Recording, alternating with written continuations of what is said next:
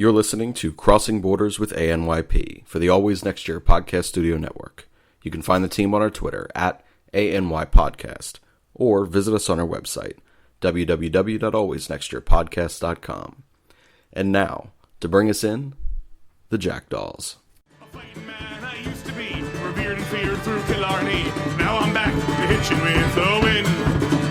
But if Mickey Flynn should ever find me, I'll throw me caution all behind me and square off on that son of a bitch again. He cracked open a river too, he beat me Sunday through and through, and so jiggle my unconscious frame. I won me healthy sheriff fights, well lucky son, still happy life since Mickey Flynn beat me dumb and lame.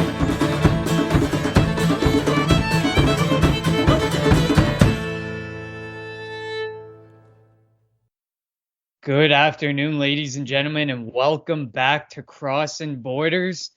It's been a little while getting this going, but Shane is back to school and busy, and my other co-host, Scott, lives in a completely fucked up time zone in California, so he made it really hard to get this episode done. So this week, I am happy to welcome Rob on to the show for the first time ever, and hopefully not the last time ever. He is the host of our Philadelphia Flyers podcast. Is that the only one you're on, Rob? Yeah, Disciples of Ed is the only one that I host. I'm also one of the three co-hosts of Backyard Beers and Football. We don't really have a designated host for that show. We just kind of have three co-hosts, myself, Shane, and Steve for that one. How could I forget about Backyard Beers and Football, the lighter side of the Kelly Green Hour? They were going back and forth there for a little bit, but yeah, you guys are really the official Philadelphia Eagles podcast with Kelly Green Hour, and we're more the league wide, although we do cover a lot of Eagles there as well. And you do cover a lot of advice. We do, yes. And we have a resident Kansas City Chiefs fan, Steve. We have a lot of Chiefs talk if you happen to be of that fandom. So exactly. So if you're looking for another show to check out, we always love to promote and show love to other shows. So if you are a Crossing Borders fan and all you've ever listened to is Crossing Borders, well, branch off a little bit. Backyard Beers and Football is good life lessons.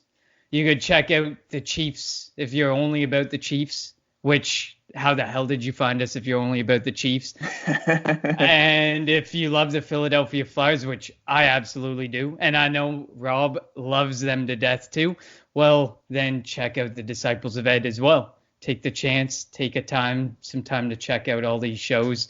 We offer such a variety now since the 4 shows we started with. I think when I joined, you only had the 4 shows, one for each of the major sports, and now there's like 10 different shows. Yeah, well, it's crazy because when we started off the podcast, we only had one show, which was the Always Next Year podcast, and we covered all the teams. We tried to cover all the teams in one fell swoop, and we found that would be easier to kind of start branching off and giving each team their individual show, and then we started branching off even more, and we added your wrestling show that you have with LJ. We added a whole bunch of other things that, a lot of them pertain to the Philadelphia teams, but we also have some shows that are more on a national scale sports-wise. Absolutely, which is good because it's always nice to branch out because Philly sports can be frustrating as all hell, as we know. So for those of you who may never have listened to Crossing Borders, this is a unique one. Like I said, Rob is joining. Usually it is Shane and my new co-host Scott. We're going to start getting that rolling every Sunday right before football at 9 a.m. his time, 1 p.m. my time, just to help you guys realize how screwed up that time zone is for us over here on the East Coast. Crossing Borders, we literally debate some of the hottest sports topics in Philadelphia. I like to say we diplomatically pick Canada versus the United States. And since I'm the only Canadian host on the Always Next Year podcast, it's literally me, and I can pick anybody from the rest of the Always Next Year podcast family to argue with, because then we can be diplomatic that way. And you're still from the States. So this week we have a few good topics. I like to think they're pretty good topics. No Flyers topic this week, but we picked some more broader national ones to talk about this week. So, Rob, I'm going to leave it to you. I'm going to let you pick the first topic. So, what do you want to talk? Do you want to talk Phillies? Do you want to talk Daryl Morey? Do you want to talk Sidney Jones? You know what? Since we're fresh off a Philadelphia Eagles victory yesterday, and it is a victory Monday here in the Delaware Valley, I think Sidney Jones is a good topic to start off with. Well, we're going to go a bit negative then. We're going to pull on Eagles and Sixers fans' heartstrings with this topic. I'm going to let you make your point first. Is Sidney Jones the Eagles' Markelle Fultz? There certainly are a lot of parallels. Yes, they're both drafted, had high expectations when they were drafted. The only difference is that Sidney Jones was not drafted high. Markelle Fultz was a number 1 overall pick. That's the only difference there. Their careers have had a lot of parallels. Both had a lot expected of them coming out of the draft. Both had injuries early on, and both have, even when they've been healthy, have significantly underperformed and not met those expectations. You know, Markelle Fultz obviously had the whole saga with that Raymond Brothers guy, whoever he is, like his agent or his representative or whatever, attorney, whatever you want to call him. Sidney Jones hasn't had the off the field issues like that, but it's really, for both of them, it's a case of unfulfilled potential. And both, well, Markelle Fultz obviously down in Orlando right now, had a very disappointing tenure here with the Philadelphia 76ers. And Sidney Jones, been very disappointing in his tenure with the Eagles, and who knows what his future is. He might not be here next year. He might not even be here at the end of this season. So, yes, certainly a lot of parallels there, and I do liken one to the other in that situation. Mm-hmm. I mean, I can see how the parallels and comparisons can be drawn, and to call Fultz's time with us a tenure is an understatement. I consider it more a soap opera of sorts, because we literally just watched this guy. We said, what's his injury? What's wrong with him? It was like he was playing mind games with us. He was pulling on our heartstrings. He was just breaking our hearts left, right, and center. And thank fuck Sidney Jones was not a first-round pick, let alone a first overall pick, because that would be even more painful to sit there and look at now, because then we'd be sitting there saying we addressed our cornerback situation with a guy who can't even play corner. But in regards to them, I see the parallels, but no, I don't believe Sidney Jones is the next Markelle Fultz. I mean, I still think there's something there for Sidney Jones. I think the similarity is that they both struggle with similar mental frustrations, anxiety, fear, and just a sheer lack of confidence in themselves. Sidney Jones lacks confidence in his foot, his ankle, his whatever is hurting him at the time, where Markelle Fultz lacks confidence in playing the game of basketball that he grew up playing and loving. Fultz literally forgot how to play basketball, and he forgot how to shoot, and he went to like a psychologist and got this, and I'm still not fully convinced that it's the truth, and that us as Sixers fans are getting the truth and the reality of the situation that went down with Markelle Fultz. But at the same time, I believe that of all medical staffs in Philadelphia right now, because our medical staff suck, especially at the Eagles this year. And last year we witnessed it, especially the Sixers. I think Jones is a talent. It's there, but his lack of confidence hurts his ability to play on the football field. And like I said, it's not that he can't play the sport. It's his lack of confidence in himself, in his foot, in his ankle, in his knee, whatever he had hurt at the time or whatever's hurting right now. I think he's not bad, and he's definitely been one of the higher-ranked cornerbacks on the Eagles this year. And he just hides behind his lack of confidence as a reason for why he does bad.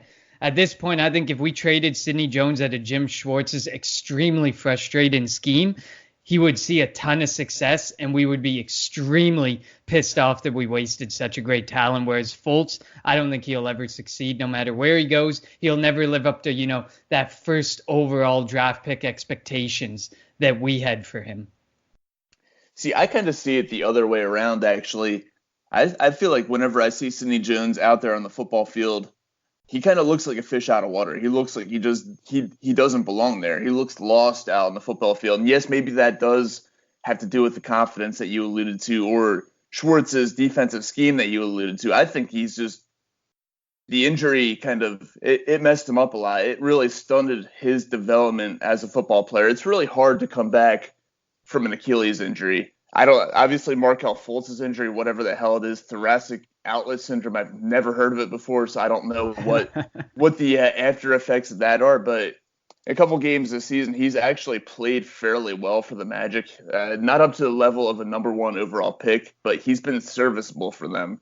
Especially where he's given such a golden opportunity. I mean, the Magic are not a great basketball team. So, I mean, he could look really good and kind of give flashes of that first round potential, first overall pick potential. But is it truly what he would be on a team like the Sixers, who needed him to be not necessarily that primary option?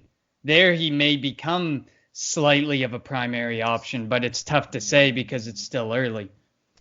Well, the thing with Markel Fultz is I think that he just needed to go and play in a smaller market where there's less pressure. I mean, he played his college ball at Washington and during a season where the team was terrible. So there was really no pressure to do anything there other than fill up the stat sheet and increase his resume for the NBA draft. He didn't have to worry about getting his team into the NCAA tournament because they had no shot to do it.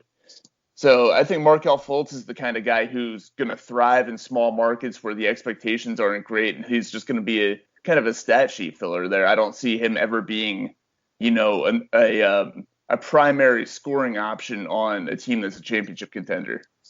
No, absolutely not. I mean, I think we can agree on that point. I just think that there's still a lot more potential in Sidney Jones than there is in Markel Fultz. And I think that we're frustrated with Sidney Jones, but at the same time, one of the biggest things we look at in our cornerbacks is the frustration of the scheme that they play. A lot of those guys, when they play aggressively, when they play up on the guy, they don't actually do a bad job because they don't get to burn them. They don't get to make the double move because they're up there being handsy for the first 5 yards and slowing down the process of the whole play. Sure, you might draw one of those holding penalties once in a while, but I would rather a holding penalty than a 60-yard touchdown down the field.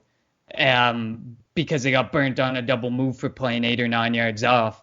So I don't think they can necessarily be truly compared side by side because I think Sidney Jones is a lack of confidence, whereas Markel Fultz I think is just not a good basketball player, and he just hid behind some injury that very few people know about, and everyone was like, "What the fuck?" when it happened because nobody knew what this thoracic output syndrome was.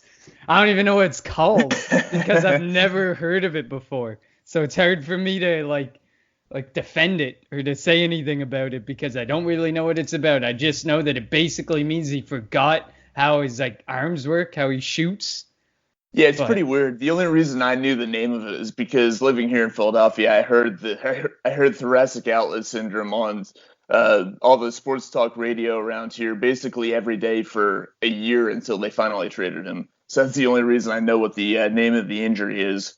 But going back to Sidney Jones, though, I think the Eagles at the time made the right decision based on his potential. I don't think they could have foreseen the effect that the Achilles injury would have on kind of stunning his growth as a football player. But I think that's what happened, though. I mean, we saw it with Ryan Howard here in Philadelphia. He blew out his Achilles at the end of that NLDS Game 5 back in 2011, and he was never the same after that. And we see it with a number of athletes. Achilles injuries can be debilitating. They can sometimes be career-ending.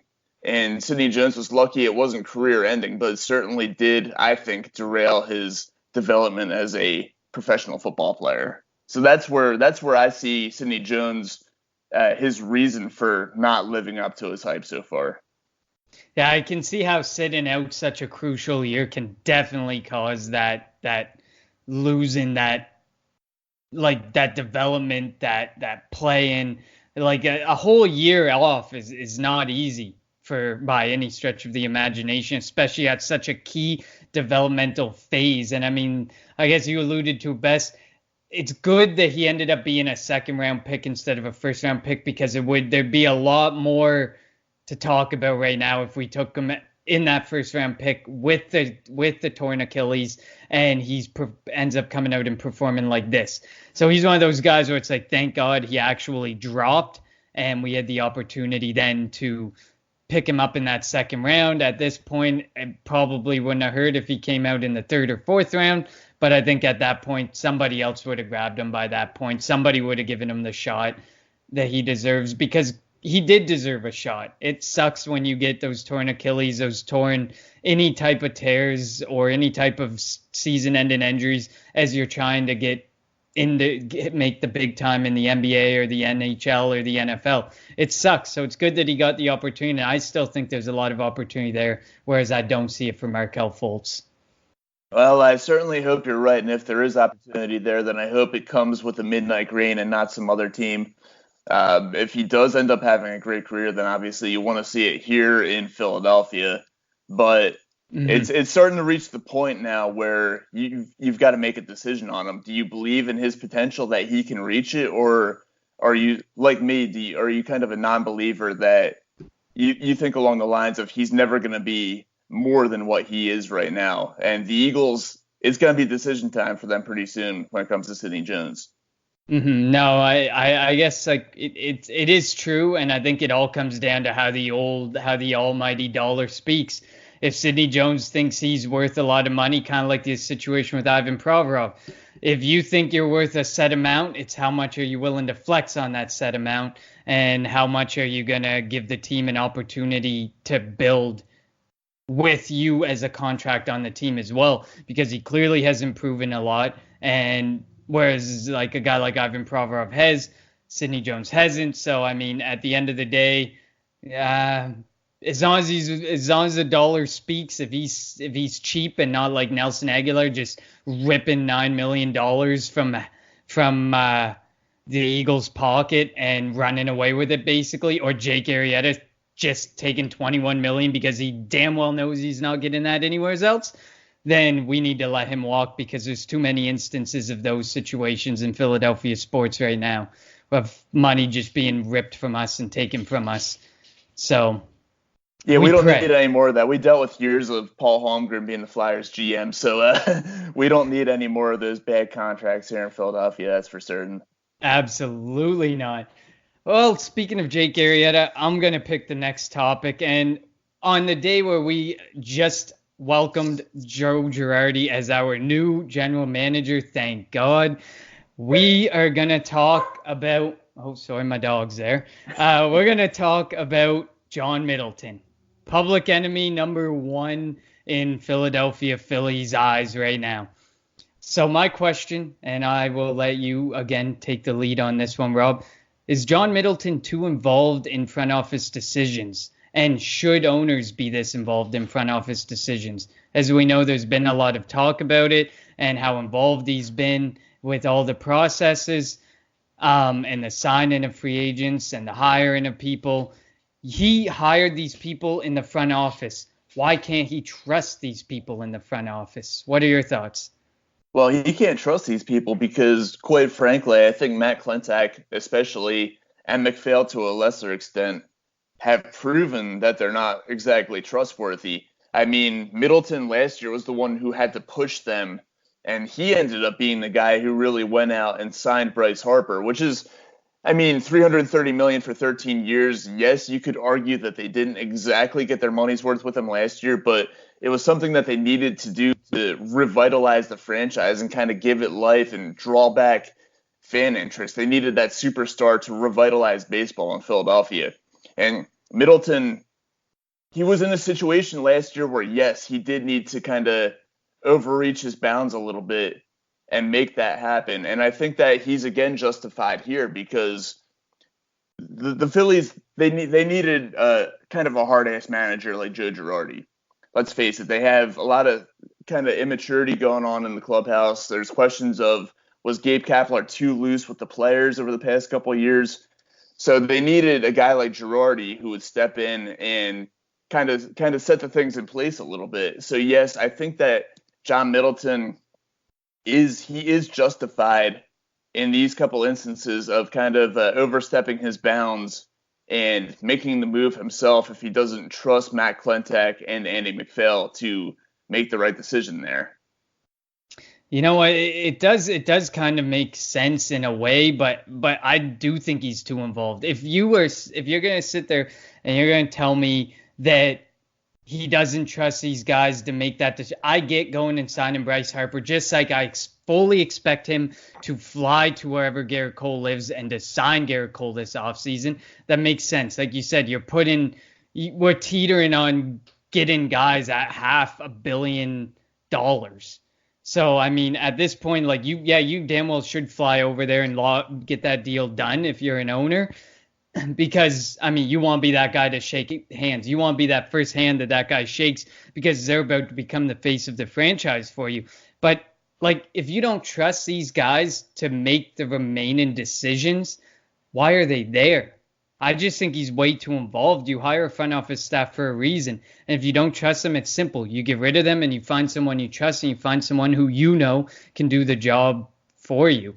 I mean, an owner owns, he cuts the checks. We know that. We get that. So obviously some of them, like Jerry Jones, like to have their hand in on a lot of things, like to be the face of the franchise and like to be like the center of attention. But managers manage the team, the money, the cap, and builds the team. If you want to go and you want to be that first handshake, go ahead. But you should hopefully have the faith in the manager and the front office staff you hired to be able to lock that deal down for you, because you can't be the one running out there to sign every deal, whether they're worth $500,000 a year or whether they're worth $25 million a year. You should be able to trust them to lock down that deal and get that deal done for you.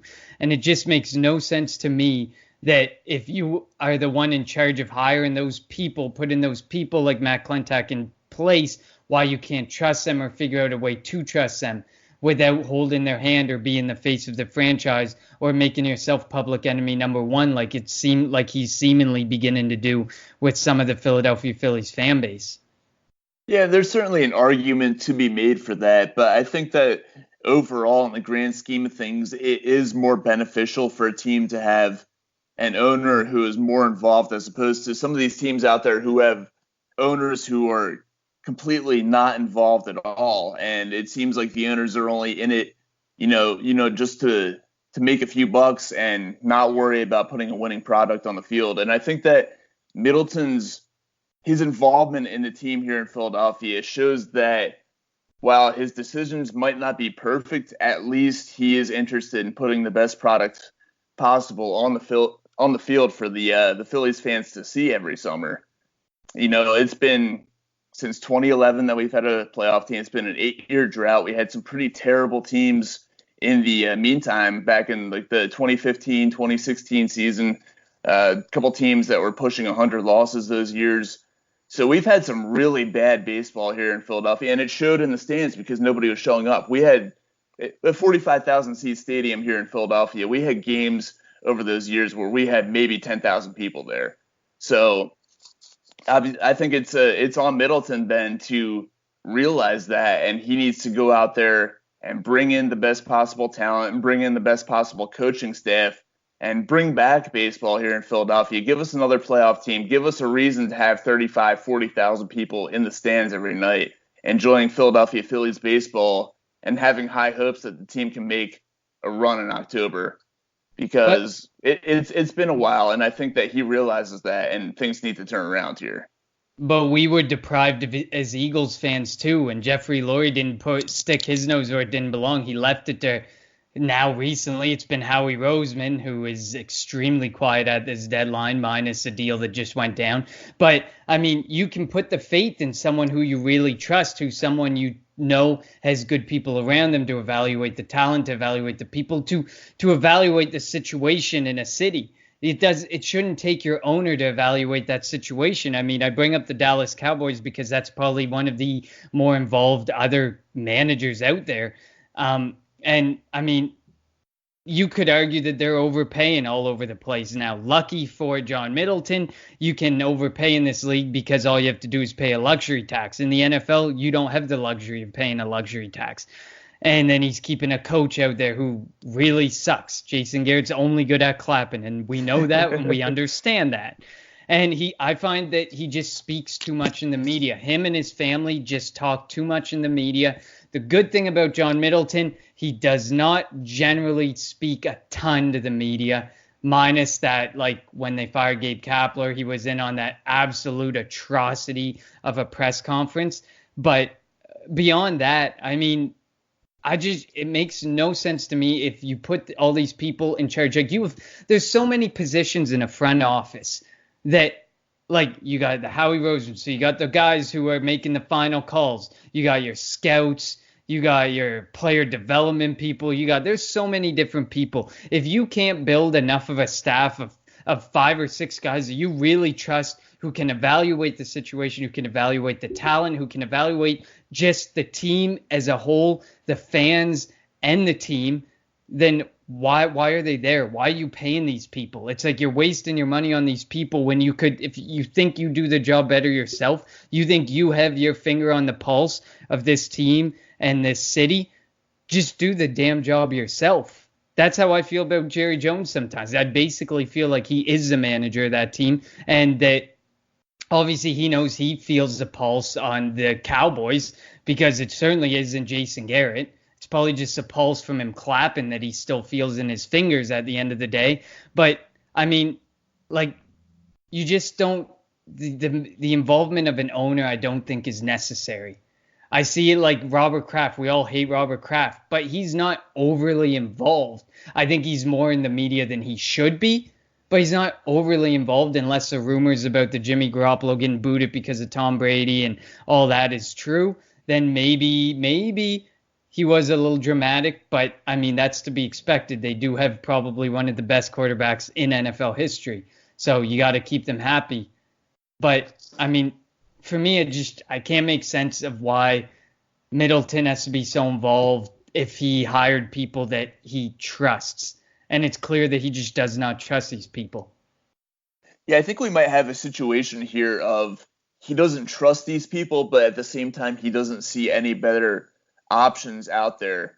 Because I think that Klentak and McPhail, they're definitely on the hot seat here.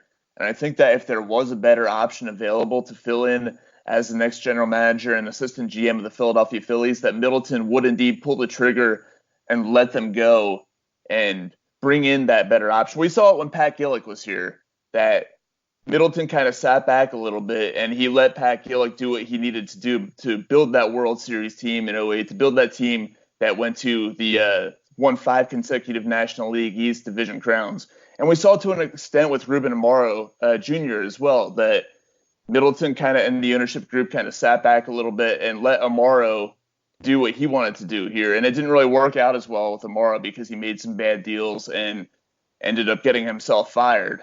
So really, I think it's a situation where he doesn't trust the GM and the assistant GM, but he's just waiting for something better to come along before he makes a move and pulls the trigger with firing them. And I sure hope he finds that soon, because after that press conference, after firing Gabe Kapler, I don't need to see John Middleton in front of the media again anytime soon. Minus today, because it's a big day. And then I don't really need to see Klentak in front of a mic either. That's like, I think it was the last episode of Crossing Borders where I fancied the press conference similar to Donald Trump's Twitter account. Somebody needs to take control. Somebody needs to say, all right, John, all right, Matt, here are your scripts. Stick to them. Because just like Donald Trump's Twitter account, somebody needs to take control of that and tell that man that he just shouldn't be on Twitter. And same situation goes for Matt Klentak and John Middleton. They just shouldn't be in front of microphones. So I hope he finds someone, and that this someone, their best ability was sweet talking the hire so that he's better in front of a mic, because they are not that great in front of mics. By the way, is it just me, or does Matt Klentak seem like a deer in headlights every time he steps behind the microphone? Oh, absolutely. He kind of reminds me of Adam Gase in that first press conference when he joined the New York Jets. Just kind of like looking lost. I mean, at least his eyes are more straight ahead. But yeah, I think Adam Gase was doing bath salts or something like that before that press conference. Yeah, there was something wrong there. So at least Klentak maybe did a bit less of the bath salts, or a little less intense of a drug, and he just kind of sits there like a deer in the headlights. But that's just a sign of just the front office that he's leading. And I think that the end could very well be near if they don't start off the season strong. Well, if he doesn't address the pitching staff, if he doesn't, at the very least shore up the bullpen a little bit before the season begins, then he needs to be on his way out, and so does McPhail. I mean, that's the most glaring issue for this team. The offense, despite their struggles, were good enough last year. They weren't great, but they were good enough. It was the pitching staff. It was the 3-4-5 in the starting rotation, and it was the bullpen depleted with all their injuries that held the Phillies back last season. So if they don't address that before this season, then yes, Matt Klentak absolutely needs to be on his way out. Absolutely. I mean, that's my biggest thing. You got to address that starting pitching. We didn't really get to see a full bullpen from this team because, well, half the bullpen was injured for varying parts of the season, so it's difficult to really judge that. But I still think that it's going to become very interesting if Middleton can't trust Klentak and he's forced to go out and find somebody better, even though he doesn't necessarily believe there's nobody better right now. So next up, I'll give you the reins. Do you want to talk Philadelphia athletes cheering for other teams, or do you want to face off with Daryl Morey and LeBron James? Let's talk some Daryl Morey and LeBron James.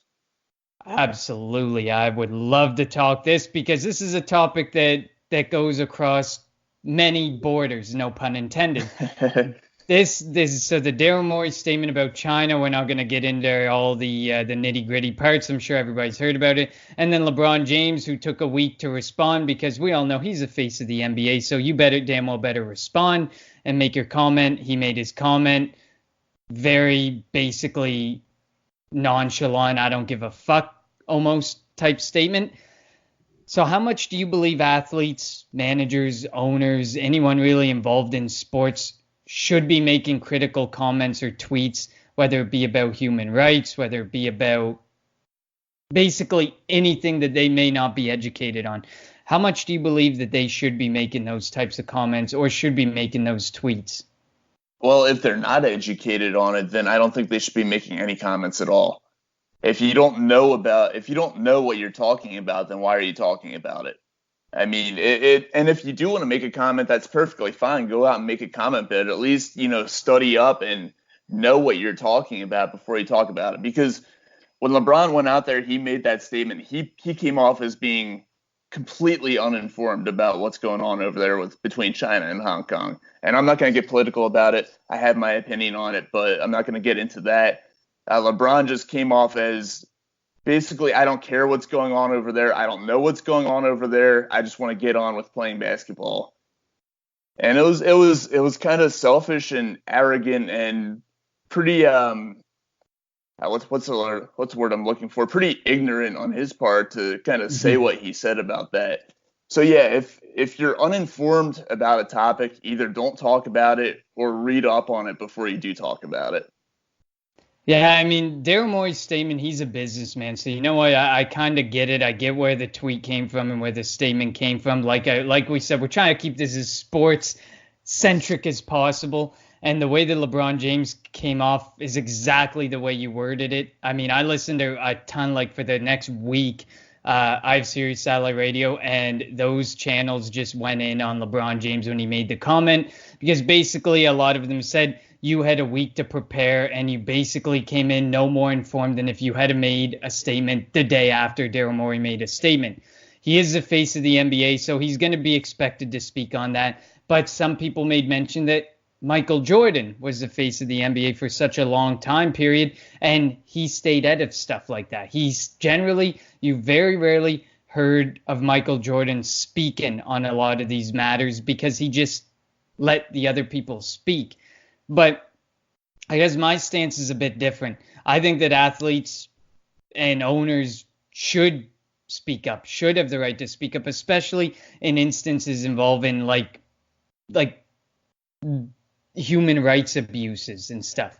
That is how you bring attention to this stuff, is by these people speaking up and making a statement. We're lucky to live where we have protection of human rights, freedom of speech, and there's so many people who just aren't as lucky for that. But say Connor Donald or Rob Gilmore are talking on a podcast where we have X amount of viewers, we're probably not going to get the attention brought to the subject matter as much as a Daryl Morey, who is a in-tune businessman who knows what he's talking about, or generally knows what he's talking about. But I mean, in certain instances, there's different opinions, and there are bound to be, whether you're educated or uneducated, you're bound to have different opinions on this. So I think that they should speak up, because we all too often ask for them to speak up. We all have an opinion which should be fairly heard, because that's what we call a democracy. That is what we live in over here, and we are so lucky and fortunate to live in as a democracy. So we should not prioritize, because the NBA has come off as basically prioritizing profit and money in this situation. Same with LeBron James, because a lot of people got upset when Nike pulled some money out of China and stuff, or however, whatever happened. There was some sponsorships pulled, and the NBA just got upset because of the money being taken away. If people are going to speak over protection of human rights and speak over these situations, you have to expect that there might be some hurt to your profits and to your dollars. But at the end of the day, it's the humans who give you that money and put you on the pedestal and put the leagues where they are and the teams where they are in this day and age. So, I mean, my opinion is that we should be able to speak whether you're educated or uneducated. If it's a broad statement, a broad blanket statement, I see no reason why you can't make that statement, because all of us do have that we all want to make a statement. We all want to be able to say what's on our mind all the time. And Daryl Morey said what was on his mind, and it led to LeBron James being dragged into a crappy situation, and it put the NBA in a tough situation, and then it basically made LeBron James and the NBA look like a profit money hungry organization. Yeah, well, I do agree that we should expect our athletes and our celebrities and whatnot to be able to speak on these things, and I support their right to speak on it. But I'm just going to go back to what I said before. If you are going to speak on it, be educated about it. We see it so often where these athletes, these celebrities, whatever, big name people, they speak on a controversial topic, and it seems like they only either know one side of the story, or they only know what one certain news outlet or whatever is telling them. They don't seem to have a well-rounded knowledge on the topic at hand. So basically, all I'm asking is, if you're gonna speak on something controversial like this, do your research and have a well-rounded knowledge of the topic that you're talking about. Because if you come off as sounding very one-sided or very, uneducated about the topic, you're gonna make yourself look bad, and you're gonna make those associated with you, like in this case the NBA, look bad as well. So yes, go ahead and speak on it, but be educated about it. It's not that hard to get an education about the topic. There's plenty of sources out there. You can use the internet, you can watch TV, you can read the newspapers. They'll tell about what's going on. Obviously, some of it's going to be slanted, some of it's going to be biased, but you can use all the resources that you have available to you and kind of make your own opinion about it. Just don't be uneducated about it, I guess is what I'm saying here. I guess for Daryl Morey, it sucks because he had to get his statement across in 140 characters versus, given the fully in-depth, educated comment that probably could have been given. But I mean, at the end of the day, like, it's situations like this where the athletes shy away from ever making the comment or from ever saying anything. Athletes are the faces of these leagues, or the faces of these brands, and we too often say they need to say more or step up or do more or donate more money or do more stuff. And Daryl Morey did that. LeBron did that, and they've faced fairly harsh criticism because of the way LeBron handled himself in this situation and the way Daryl Morey handled himself in this situation, and what the two situations together cost the NBA. At the end of the day, I mean, there's a reason that these athletes shy away from making a comment, even though we want them to make those comments or we want them to make those statements. There's a reason they don't make those comments and statements, because it's going to happen always, that there's going to be constant criticism. We know that. But at the end of the day, these people don't want to be like in the NBA where people were basically calling for Daryl Morey's job because the NBA lost a couple sponsorships or might have lost China. But at the end of the day, I don't think that that's true. I don't think China's literally just that spiteful over this. But I mean, we really just have to pick a side of the fence and stand on it. If somebody makes a comment, you say, "Oh, I agree with that," or I don't agree with it. Go ahead. You can make your point. You can make your point just as much as they can make the point. But don't, as the NBA did, as soon as someone pulls a sponsorship, completely turn on a guy like Daryl Morey or a guy like LeBron James because of the statements made. Yeah, no, I'd certainly agree with that. And I'm an open-minded person. I see people going out there and making these statements, and even if I disagree with them, I think to myself, well, they have a right to say what they said. And even if I don't agree with what they're saying, I support their right to say it. I just appreciate when people go out there and, unlike LeBron James, and maybe some people are of the opinion of unlike Daryl Morey, go out there, do your research, know exactly what's going on, and then talk about it. Don't just, kind of go out on the whim knowing half of what's going on or knowing none of what's going on and just make like kind of a blind statement. I'm of the belief that if Daryl Morey had been given the time of day to further the tweet and statement before being silenced by the NBA, that there probably would have been a more educated statement to it. It just sucks. The same as when we read into a Donald Trump tweet. I'm sure there's more behind it. I mean, I'm Canadian, so I'm trying to say this without laughing. I'm sure there's more behind the tweet, but he just can't get it all out in the 140 characters. And I think that the similar situation came up here. Oh, there's always more behind the tweet, and we know that with Trump, and I think that with Morey as well. Morey doesn't have the luxury that LeBron has of having cameras, and well, not really a luxury, but LeBron, he has cameras in his face. He has, microphones in front of him every single day, whether it be after a practice or after a game. Whereas Daryl Morey probably stands in front of a microphone maybe once or twice, a couple times a year as the general manager of a team. So yeah, there's a lot more availability for LeBron to have the exposure and get out his full opinion, whereas Daryl Morey doesn't have that kind of stuff available to him. Mm-hmm. I think the biggest thing, I guess, here is people just have to not read so deep into some things, because it's so often that people just take things extremely literally and just exactly what they see it, they put on the blinders, when I'm sure there's more that could have been looked into, even by the layperson who's just listening or just reading that tweet. They put their blinders on. They think this is my feelings or my sentiments, or this is what I think of the situation, based solely on my political beliefs or based solely on whatever belief system this statement was made about. So, I mean, it's definitely a difficult subject, and it definitely puts athletes, brands, leagues, teams into tough situations. But at the same time, I mean, I would still like the people to be able to talk and to make their opinion heard, because these are the people that we cry to help more and to make an opinion, to make statements.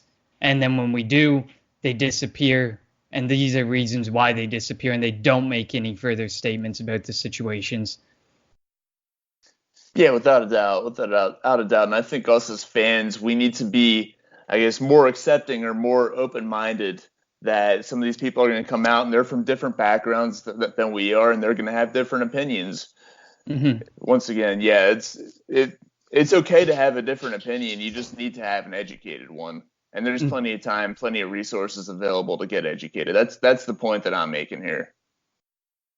Which is fair. I mean, it's such a, you can stand on either side of the fence with this one. So, and it's very politically driven. So let's bring this back to the lovely world of sports a bit more.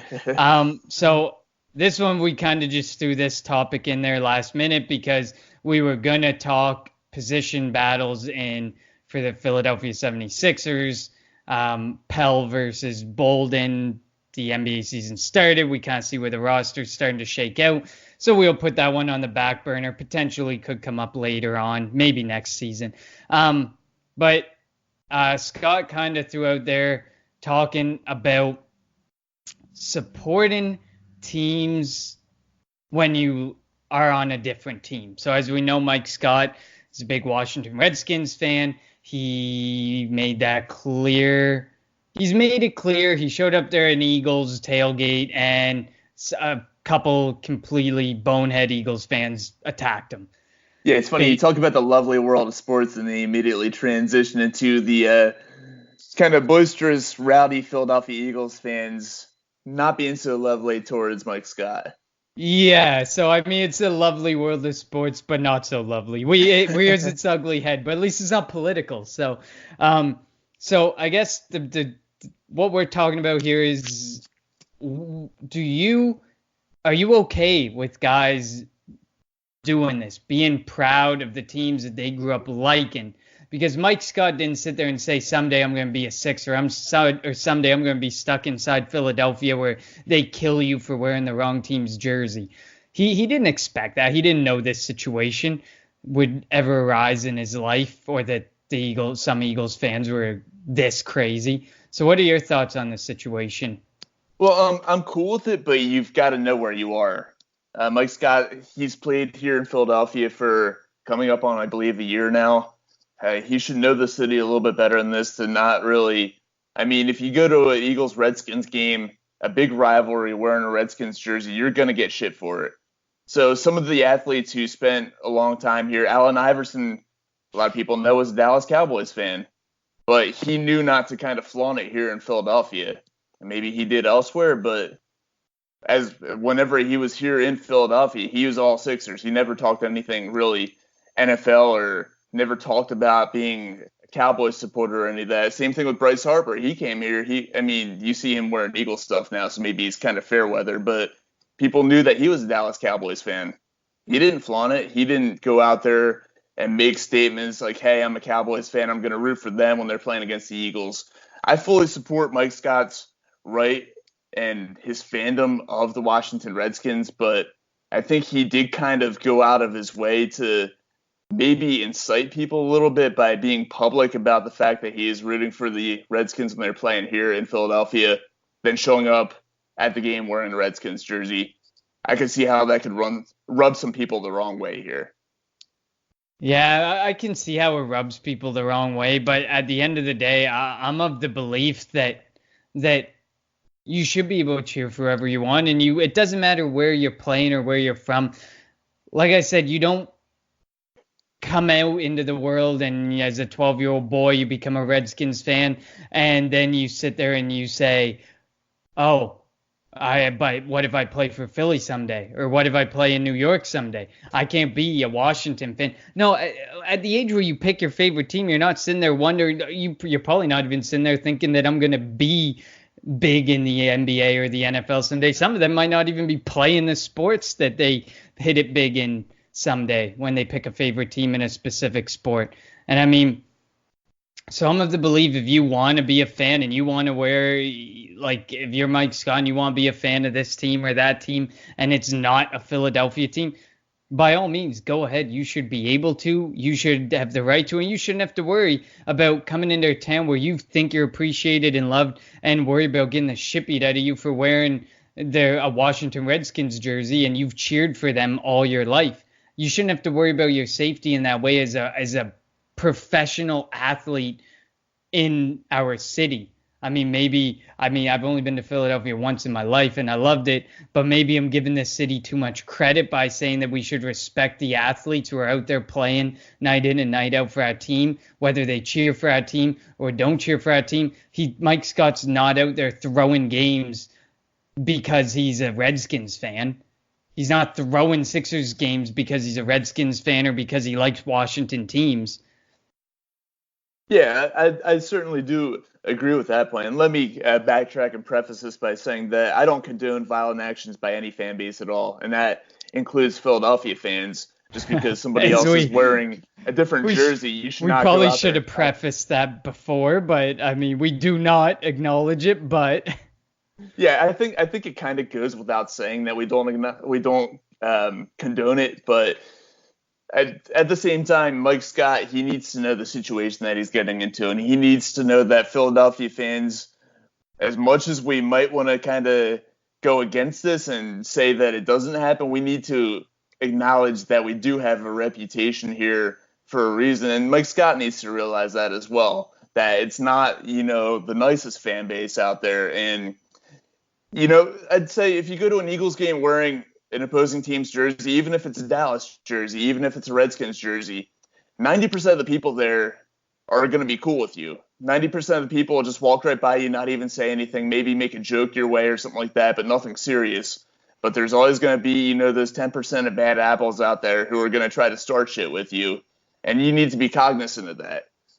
And that doesn't just go for star athletes here in Philadelphia. It goes for anybody. But when you're a star athlete here in Philadelphia, you're going to be more recognizable, and thus you're going to be more likely to be called out on it. Yeah, and I mean, there's a difference between calling somebody out and then sucker punching the poor guy because of what he's wearing. I mean, he was clearly just there, and you know what? That's cool. That's cool that Mike Scott showed up there in Eagles tailgate, and he wants to hang out with fans, and he wants to do that type of stuff, because there's not that many athletes who do that. They just don't. And I mean, that's just making athletes say, that's why I don't do that stuff. Because if Nelson Aguilar went to Flyers game and was hanging out in amongst the fans, there's a good chance he might get beat up too, because he's playing like complete garbage. So, I mean, at the end of the day, like, they should be able to choose the team they want to choose. They should be able to be as passionate about that team as we are passionate about our teams. It makes no sense to not allow someone to be proud of the team that they want to be proud of. Whether if you're a guy came to the Flyers and he was a humongous Devils fan, if he's not throwing the games against the Devils, or he's not throwing games to make the Flyers look bad, then what difference does it make? We should accept them. We should be proud. We should want them to do well for us. And by wanting them to do well for us, we should be sitting there and saying, cheer for who you want. Come join us. Come on down to our tailgate and have some fun with us fans, because that's what most people would want. Most normal people would be okay with that and would want that, because that's cool to think that a player wants to spend time with you and a player wants to be in amongst the fans like that. But they can't, because they're afraid of the fandom that they might have. Because I mean, if I'm showing up to a Redskins game, which I have showed up to a Redskins game in Washington before, I'm going to wear an Eagles jersey and I'm going to show my fandom, and I should be able to do that. And do I get heckled? Yeah, of course. And you should expect to get heckled, but you shouldn't have to worry about your fandom being a reason to not go out and spend time with the fans, or to be proud and voice how proud you are of that team. Well, to be fair, it's a little bit different down there, because when you go to an Eagles game down in D.C., it's mostly Eagles fans there. Let's be honest. That's true. It is true. Maybe that's a bad example, but I mean, the Eagles fans travel so damn well that I can't really I could sit there and say I could go to Denver dressed in my Eagles stuff. I think the same thing would happen. There'd still be a ton of Eagles fans there, because they're all over the country. And if they're not all over the country, well, damn it, they travel to that part of the country. Ain't that the truth? So we gotta love that fandom. Yeah, the fandom is great. And you know what? I appreciate Mike Scott, like you do. I appreciate Mike Scott coming up here and representing his team. I'm just saying he needs to expect what should be expected here in Philadelphia. I mean, I do it all the time. I go up to New York for Phillies games when they're playing the Mets. I go up to New York for Flyers games when they're playing the Islanders. I don't go to MSG because it's too damn expensive to go to a Rangers game, but I'll go when the Flyers are playing the Islanders at Barclays or up on Long Island. And I'll be honest, I've had some altercations there with Islanders fans. So when I go up, I know what to expect, that there's going to be some hostility. There's going to be some people resenting me. And obviously there's a disconnect, because I'm not a public figure. I'm not a basketball player in New York like Mike Scott is a basketball player in Philadelphia. So that situation is different. But the basic premise, the thing I'm getting at here, is when I go to a rival city, I know what to expect from the fan base. I know that I'm going to get shit for wearing the visiting jersey. And Mike Scott and any player who roots for their team in a different city, they need to know what to expect there. I can't help but feel like maybe your drinking might have been the cause for fights. It was for one, yes. And honestly, my group of friends and I, we didn't even start it. We were on the receiving end of a bunch of Islanders fans who were not happy with us being there. There was a little bit of a lack of self-control on our part, but we did not start it though. All right, well that's fair. That's fair. I mean, it happens. I guess you should have that expectation, but I mean, as a public figure and as a player, you should be able to cheer for who you want to cheer for and not have to worry about your safety. Like an athlete should be treated differently than just a fan showing up, in my opinion. Because I mean, they don't have to do that. They don't. Most of them won't do that. So don't ruin the opportunity you have when that opportunity presents itself. But now, as we wrap up the show, we will, as always, go on to our guarantee of the week in Philadelphia sports. This will be Rob's very first time doing it, so hopefully he brought a damn good guarantee of the week. But before that, make sure you rate and review the show. If you listen to it, please make sure to take the couple of minutes to give us 5 stars, 1 star, 2 star, 3 star. Tell me you love me. Tell me you hate me. Tell me never to bring Rob on again, and I probably won't listen to you because I would hope that we can do a Flyers one around mid-season again, focus Most solely certainly. around the Flyers. But please give us a rating, and we accept criticism. As harsh or as constructive as it might be, we want that type of stuff because we want to be able to improve the show and make the show better for you guys, the listeners, because without the listeners, we wouldn't be doing this. I know I sure as hell wouldn't be doing this because then I'd just be talking to myself every night. So anyways, so Rob, what is your guarantee of the week? Any Philly sports team, preferably within the 4 major ones. Okay, well, I can do that. I'm going to go ahead and say that while Carter Hart has played like absolute garbage lately, I think that tomorrow night out in Pittsburgh, he will be the starting netminder, and he'll play very well. I see him letting in no more than 2 goals, and I see the Flyers pulling off a win in Western Pennsylvania. I damn well hope so because I know some people are getting upset, and I'm like, man, the guy's in his second year. Give him a break. It happens. Elliott's playing well, and as soon as if Elliott started playing poorly, people would rip Elliott too. So there's no winning in Philadelphia, especially when you're a Flyers goaltender. And we know that. We chased Brizgalov away, for God's sakes. Poor guy lost his mind completely before he left. So I think his mind was already lost long before that, but whatever of it he had left definitely was lost here in Philadelphia, that's for sure. yeah, we didn't help that case. Well, I am going to the Eagles side of the ball with the trade deadline tomorrow, and it breaks my heart to guarantee this, but I don't think Howie makes a big splash. There's lots of rumors. I know it's a very broad spectrum guarantee of the week here this week, but I just don't think he's going to make that big splash. I think he thinks the team is better than what we've seen in the first few games of the season, and I think he thinks that he's going to try and hold on the draft picks that he has, even though we know he sucks at drafting. He's going to hold on those picks, and he's going to try and build more in the offseason with those draft picks.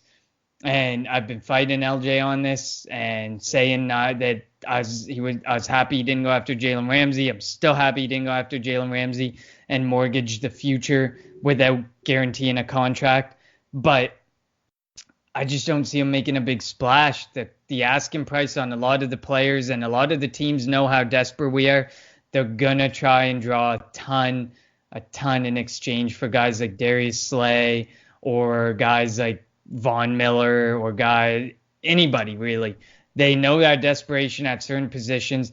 They know that we're, according to Orlando Skandrick, we're still riding the high of the Super Bowl. So they're gonna try to get as much as they can out of us.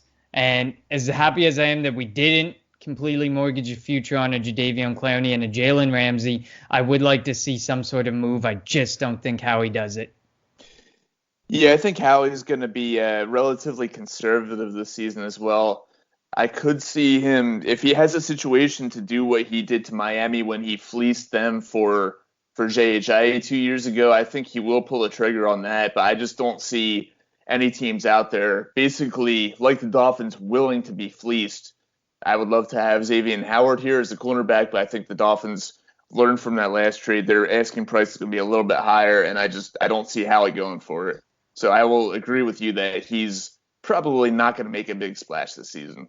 There's the rumors out there, and the Eagles fans are getting excited, and they got the eye emoji going on Twitter, but I just don't think he'll do it. I think it's all a game for him to get fans thinking he's going to do something.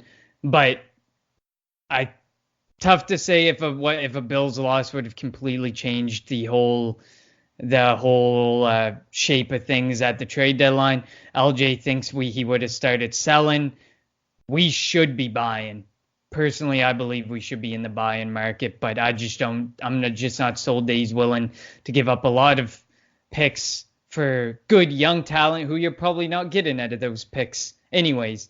Because as a fantasy football player, one big thing for me is I go after established talent.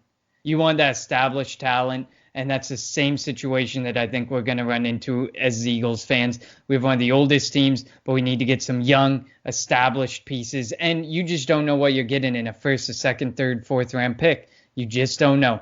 So if the right opportunity is there, Howie needs to make that splash, even if it's a slight overpay, because it's tough to say if you're getting a Xavier Howard or Darius Slay with the first round pick you might trade, or the second round pick you might trade, or whatever pick you might be trading.